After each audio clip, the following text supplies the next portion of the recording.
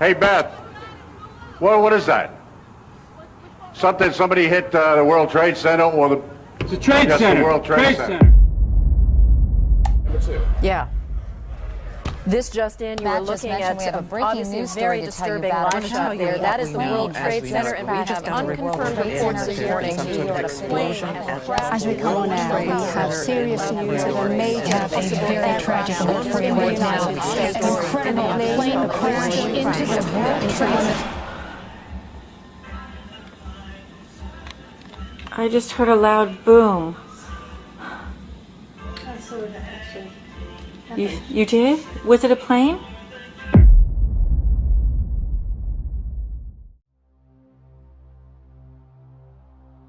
(9/11), one of the most tragic days in modern history because one of the most heinous crimes took place on that very day. But in the years since, it has also become one of the most hotly debated, analyzed, and misrepresented events of all time. From official reports to independent theories, the truth has become buried under layers of misinformation, speculation, and outright falsehoods. In this video, we're cutting through the noise. We'll be breaking down the most common theories from all sides.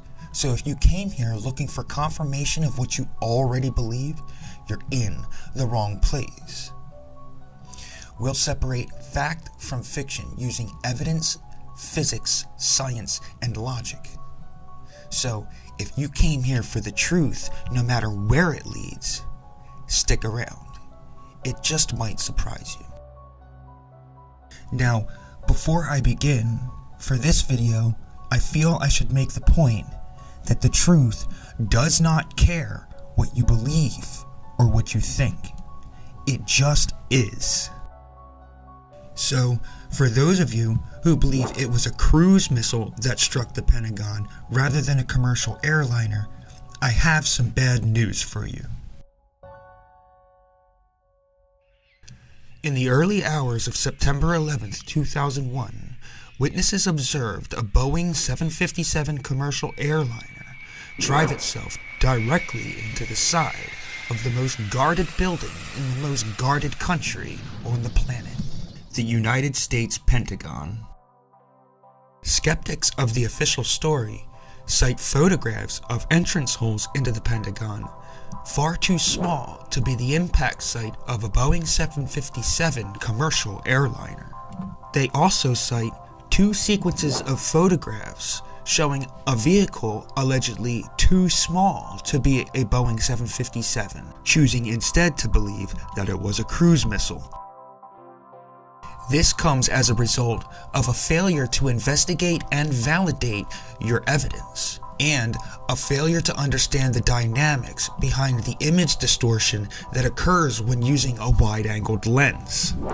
The alleged pictures of entrance holes that are too small are actually pictures of exit holes of the inner E-ring, the furthest interior wall struck.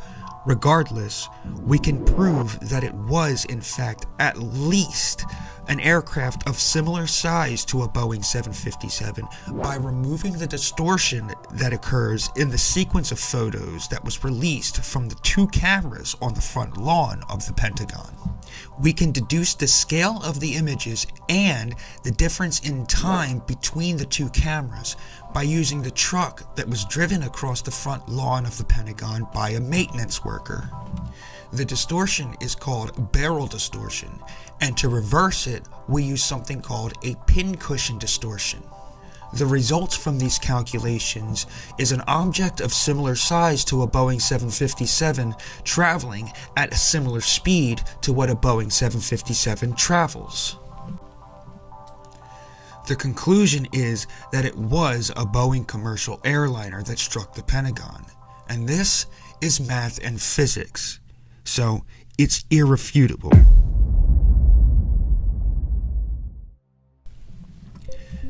But if we assume that insider involvement is the truth, then spreading this kind of information only does harm, especially if you claim to be a truth seeker for 9/11.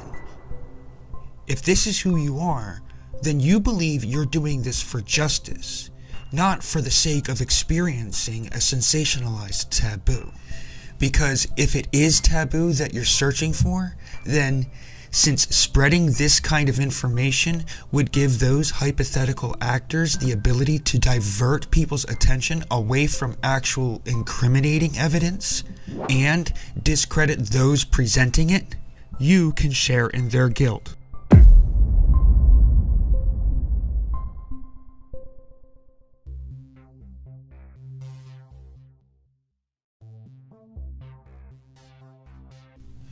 Next on our list is the fact that jet fuel and office fires cannot melt steel.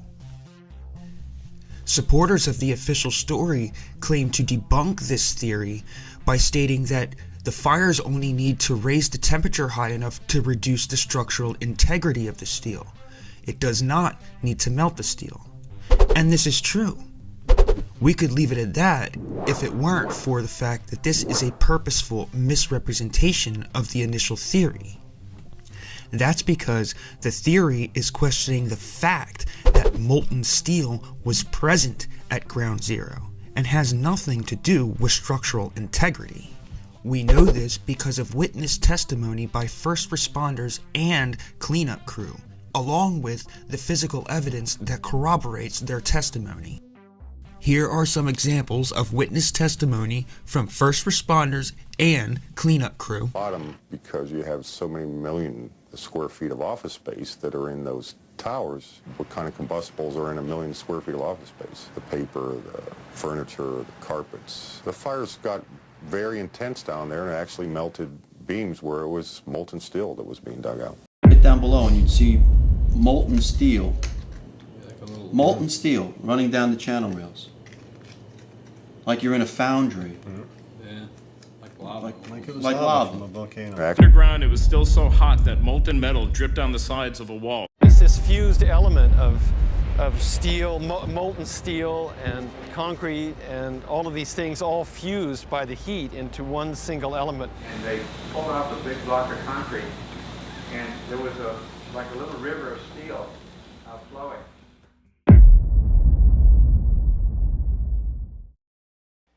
As of 21 days after the attack, the fires were still burning and molten steel was still running, says World Trade Center structural engineer Leslie Robertson to a conference of structural engineers on October 5th, 2001, 1 month after 9/11.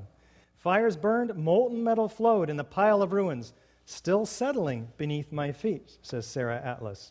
Well, what do the first responders and the demolition contractors say about molten metal? Saw pools of literally molten steel.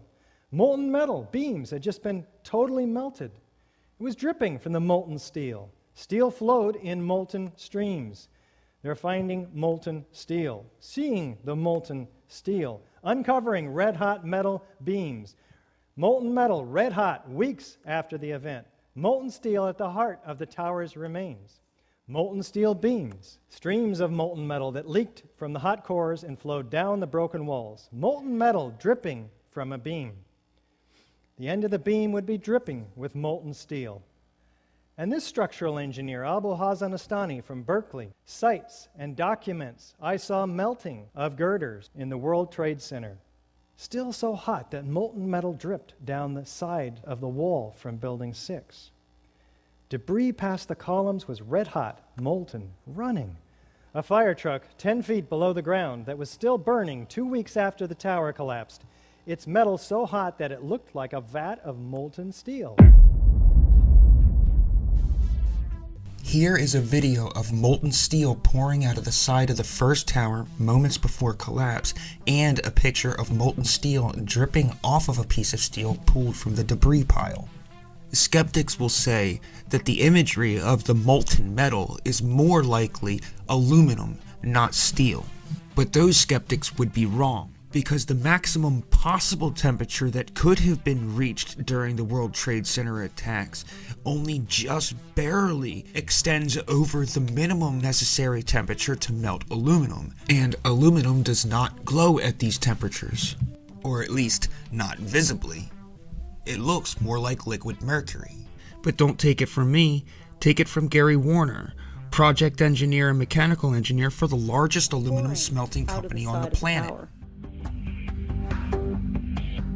I worked as in the project engineering department of the casting plant of Elcan, the aluminum company of Canada, one of the largest aluminum smelters on the planet at the time. And in that smelter, we turned aluminum oxide into aluminum, molten aluminum. Molten aluminum is silver. It's not yellow, it's silver. It looks like mercury. The yellow molten metal that I saw pouring out of the South Tower is indicative of molten iron. NIST claimed that the molten metal was aluminum. I mean, it doesn't look at all like molten aluminum. Looks like iron. If we are to believe the eyewitness testimonies of steel flowing down I-beams like channel rails, surely we would see the physical evidence of this, such as the melting away of the steel beams that the molten iron was flowing over like channel rails, or the resolidified chunks of molten steel mixed with pulverized concrete that you would find at the end of the flow path. The surface of the beams that had molten iron flowing over them would become pitted and possibly develop holes where the molten iron melted through, and the entire surface would glaze over with a layer of rust as the metal cooled down. So we should find beams with pits and possibly holes, all completely rusted over. Surely this evidence would exist, right?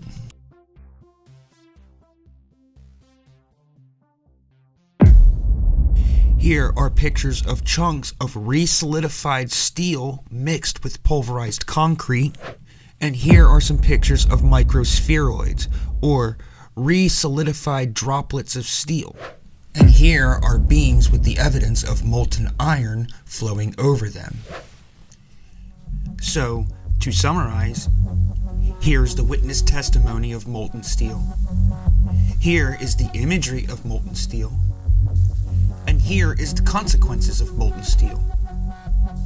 The conclusion is, it is a fact that there was molten steel present at ground zero, and that the jet fuel and office building materials could not have created these temperatures. So something else was responsible for melting the steel. Before I begin the next section of this video, I feel it necessary to warn those who understand high school physics, or are capable of understanding high school physics, that the next portion of this video can get extremely emotional. That's because we are getting into the physics of the building collapses, which will render irrefutable proof of controlled demolition.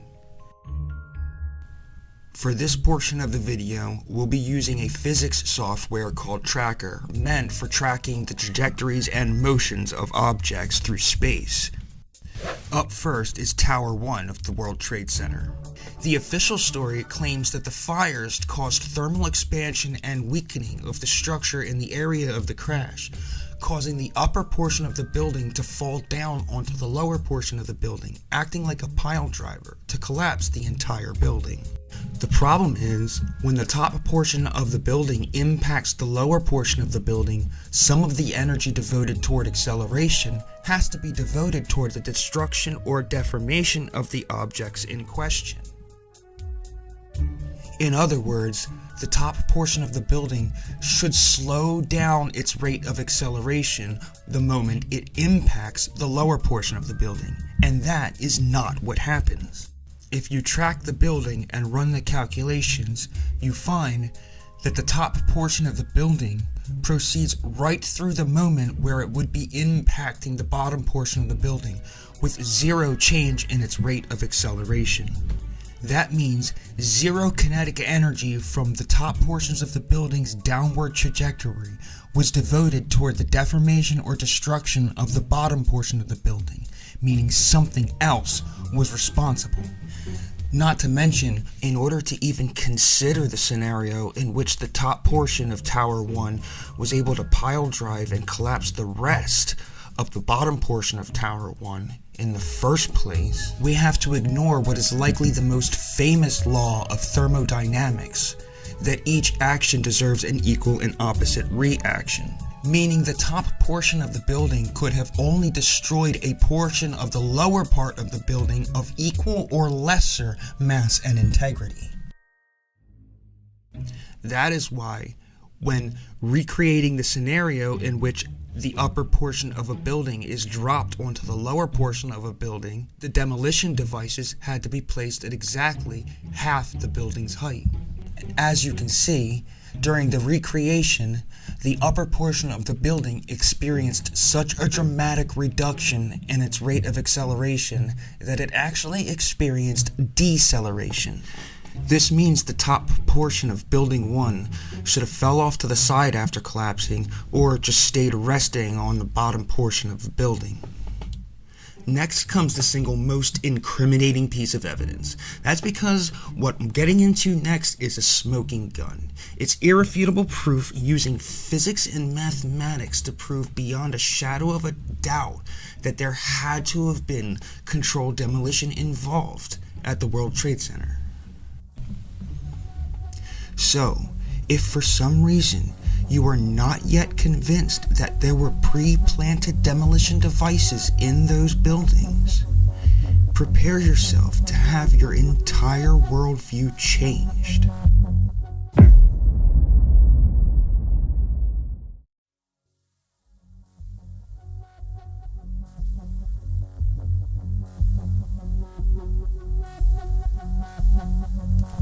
It's 4 p.m. Tower 7 has been burning for nearly 7 hours now. The fires are scattered, choked, and short-lived, burning for an average of 20 minutes in any one given spot before moving on. Now, despite the fact that the building was not hit by a plane and only suffered minor damages from falling debris, and the fact that there has never been a single case in history in which fires alone caused the collapse of a high-rise skyscraper, reports of the building's imminent collapse emerge among bystanders, journalists, and reporters alike. And then there's this. Presumably there were very few people in the Salomon building when it collapsed. I mean, there were, I suppose, fears of possible further collapses around the area. That's what you would hope, because this whole downtown area behind me has been completely sealed off and evacuated, apart from the emergency workers. That was done by the mayor, Rudy Giuliani. Subway lines are not working properly. And we know that down there near the World Trade Center, there are 3 schools that are being turned into triage centers for emergency treatment. And I know that over in New York Harbor, where the famous Statue of Liberty is... At 5:20 p.m., we get the first signs of actual collapse when the penthouse collapses into the building as a result of the failure of columns 79, 80, and 81. And for approximately the next 5 seconds, the penthouse would tumble downward into the building. At which point, Tower 7 of the World Trade Center would go from stable in one moment to, in the very next moment, symmetrical and global free fall.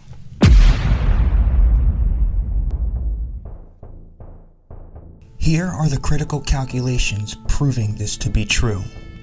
And as you can see, the building experienced a downward acceleration indistinguishable from free fall for 2¼ seconds, and the transition into free fall was immediate.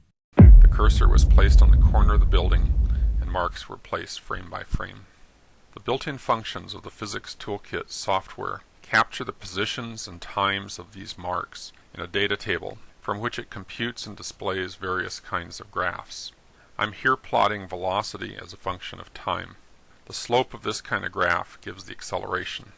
Notice that the data hovers close to 0 for nearly a second, and then it drops precipitously. From the moment of the drop, the slope of the line appears essentially constant for about 2½ seconds. By marking 2 data points, the program can compute the best straight line to fit the data for the linear portion of the graph. The slope of the line is the acceleration. Down here at the bottom, the computed acceleration is shown, minus 9.885 meters per second squared. The minus sign indicates downward acceleration. The acceleration of gravity for New York City is 9.802 meters per second squared, so the measured acceleration is within 1% of the acceleration of gravity. Given the graininess and size of the image, 1% is not a significant difference from the actual acceleration of gravity. So the most accurate way to characterize the result is to say the acceleration of the building is indistinguishable from freefall. Notice that a little after the 3-second mark on our graph, about 2.5 seconds after the building drops, the acceleration ceases to be uniform.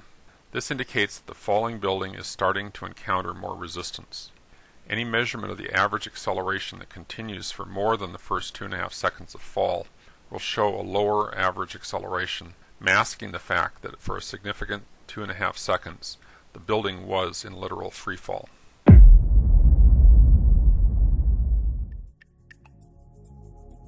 This means Building 7 began its descent in freefall. And the only way this is possible is if every single column experienced simultaneous failure. Which brings me back to this example of a building being demolished. In this example, hydraulics were used to cause the demolition of this building. And even though the demolition was a total success, they still were not able to achieve free fall acceleration under these highly controlled conditions. The building only reached 8.5 meters per second squared. The reason is, although it might be in smaller pieces, the material is still there. That's because hydraulics were used to cause column failure. If this were a traditional demolition, the charges would be able to blow the material clear or liquefy the steel.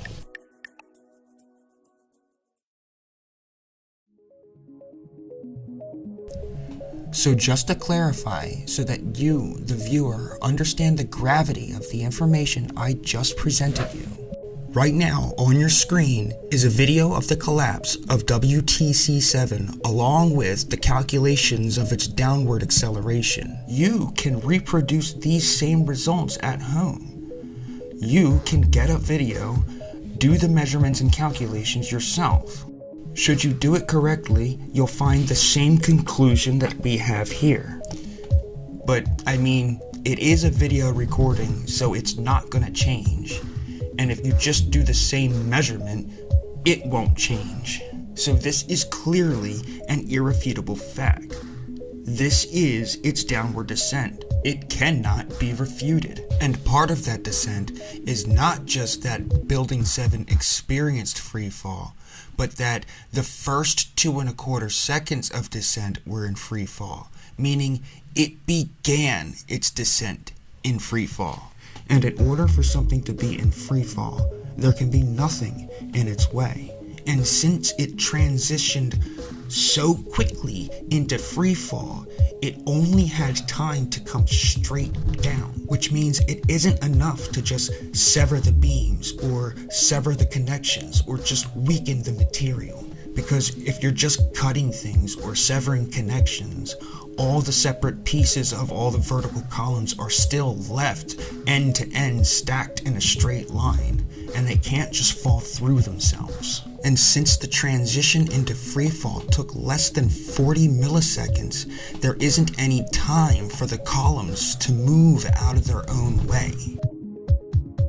And so, the only way for this building to transition into freefall so quickly is if all 57 plus columns that were still holding the building up the moment before it collapsed all had a portion of its length completely removed, and the portion of each column that is removed has to be across the same floor, because this action is essentially causing the building to separate into two pieces, and lateral girders will interrupt the continuity of separation if you try to disperse the failure of columns across two floors.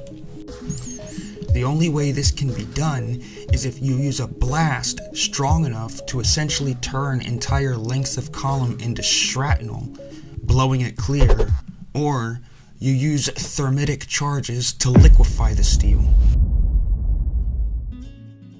If there are other ways to accomplish this, I am unaware of them, but regardless, something else had to be responsible for clearing the 100 feet worth of skyscraper necessary to be cleared in order for the building to experience the 2¼ seconds worth of free fall that it did, since 2¼ seconds worth of free fall covers approximately 100 feet, and free fall means none of the energy can be devoted toward the deformation or movement of other material because all of its energy was devoted toward acceleration. That was the point of showing the hydraulic demolition of a building being unable to achieve freefall acceleration. In order for someone to challenge this argument, they would have to show that the building did not experience freefall and did not begin its descent in freefall. And that's just never going to happen. These measurements and calculations are quite mature. And NIST already tried to deny these results. In the first report that NIST released on Tower 7, they included a graph on its downward trajectory that averaged its velocity across time. This is a practice that is not only frowned upon in the business, but during training, a specific point is made with the focus on telling trainees not to do this. NIST was confronted about this discrepancy as Sayan Sundar represented them during a press conference. The reply we got was a denial, followed by a stuttering mess of word salad as the supposed explanation. Our next question comes from David Chandler of the American Association of Physics Teachers. Any number of competent measurements using a variety of methods indicate the northwest corner of WTC-7 fell with an acceleration within a few percent of the acceleration of gravity. Yet your report contradicts this, claiming 40% slower than free fall based on a single data point. How can such a publicly visible, easily measurable quantity be set aside? Can you repeat the question, please? Sure. Any number of measurements using a variety of methods indicate the northwest corner of WTC-7 fell with acceleration within a few percent of the acceleration of gravity. Yet the report contradicts this, claiming 40% slower than free fall based on a single data point. Well, first of all, gravity is the loading function that applies to the structure, applies to every body, all bodies on this particular on this planet, not just in ground zero. Whoa. I'm used to responses like that on a physics exam when a student hasn't even bothered to open the book. But this is NIST speaking, so let's continue. The analysis showed there's a difference in time between a free fall time. A free fall time would be an object that has no structural components below it. And if you look at the analysis of the video, it shows that the time it takes for the 17 for the roof line of the video to collapse down the 17 floors that you can actually see in the video, below which you can't see anything in the video, is about 3.9 seconds. What the analysis shows, and the structural analysis shows, or the collapse analysis shows, it's that same time that it took for the structural model to come down from the roof line all the way for those 17 floors to disappear is 5.4 seconds. It's about 1.5 seconds, or roughly 40% more time for that free fall to happen.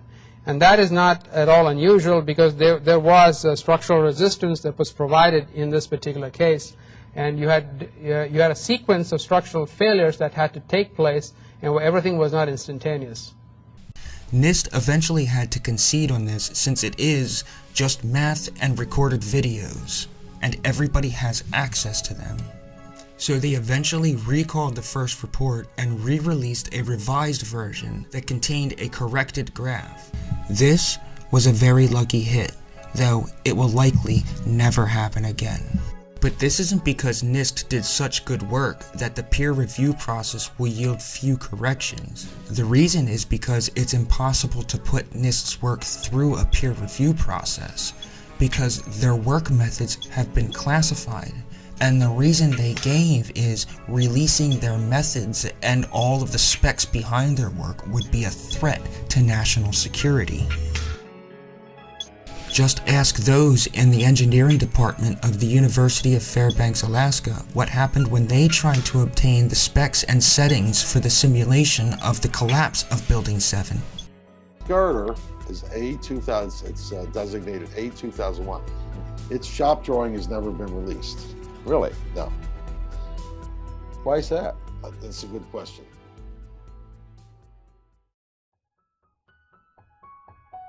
Luckily for us, those in the engineering department at the University of Fairbanks, Alaska, decided that they were going to rebuild a simulated version of Tower 7 perfectly, bolt by bolt, bracket by bracket, in 2 separate simulations.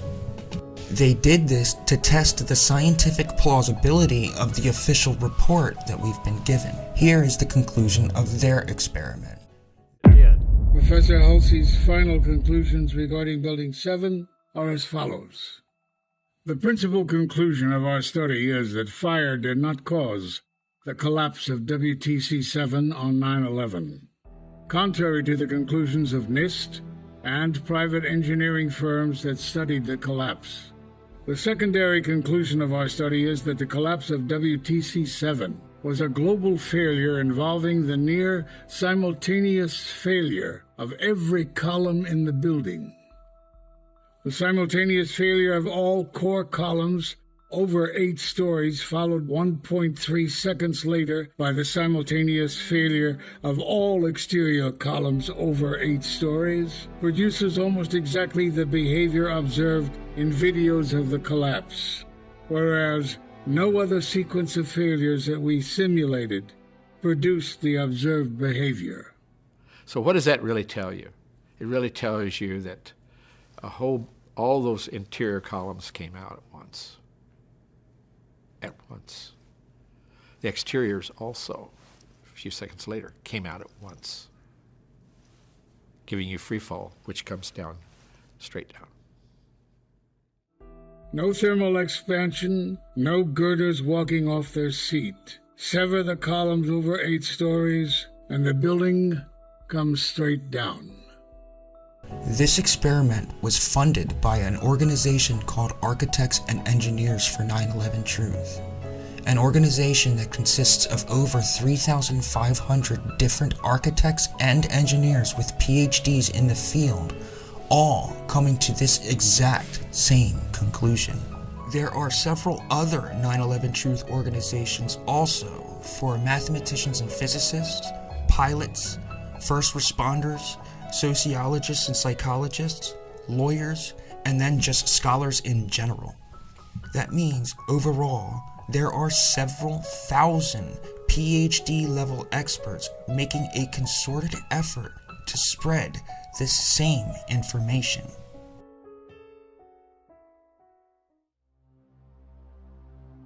Now I realize there are people already in the comment section debunking, refuting, and denying everything I just presented here. Unfortunately, for those attempting to debunk these arguments in favor of the official story, what you're doing amounts to a glorified version of confirmation bias. This is because of 2 things. The first is, when faced with new information and new evidence, forcing that new information and evidence to fit an already existing conclusion is just a way of rationalizing the evidence. It's a form of confirmation bias. The second reason is because the organization responsible for presenting the official narrative did not publish enough information for their investigation to be criticized through peer review. They claimed that releasing this information would be a threat to national security. So in order for someone to debunk controlled demolition theories or lend support to the official theory, they would have to develop a scientific investigation from scratch. So in conclusion, to those of you that have the ability to understand the math and physics I presented here and took the time to familiarize yourself with it, you now know for a fact that there were devices for controlled demolition involved at the World Trade Center, if you didn't already know before. And for those who still believe the official story after watching this video, the only reason that could be is if you ignored or don't understand the math and physics I presented. Which brings me to our obligations as American citizens. If your lack of ability to understand mathematics and physics is what's keeping you from seeing the truth, then it's not your fault. You can't be held accountable, and there's nothing you can do about it. The limits of your cognitive abilities is something you're born with. But if you do have the ability to understand the math, the moment somebody tells you that this evidence exists, it's your obligation not to ignore it and to familiarize yourself with it to see if it holds weight. Afterwards, you have a moral obligation to discontinue your support of the official narrative, and at the very least, stay quiet and not get involved. Or you can be brave and begin spreading awareness. But to those of you that did familiarize yourself with the math, yet still publicly acknowledge the official narrative as truth, you're in denial, either because you're afraid of the consequences of the truth being discovered, or because you're afraid to admit you were wrong. Either way, you're helping criminals evade the consequences of their actions, and that makes you complicit. But to the brave souls that decided to spread awareness of controlled demolition, we need you, because, as you're probably already aware, the implications of this information are terrifying. Because what this implies about world governments and world economics, and who has how much influence, quite literally leaves the blood run cold. Hey guys, thanks for watching. My name's Mike. Please don't forget to like, subscribe, and comment, and click that little notification bell. It really does help with the all-knowing algorithm. Also, every view, like, and comment is much appreciated. So to everyone out there watching, have a great rest of your day.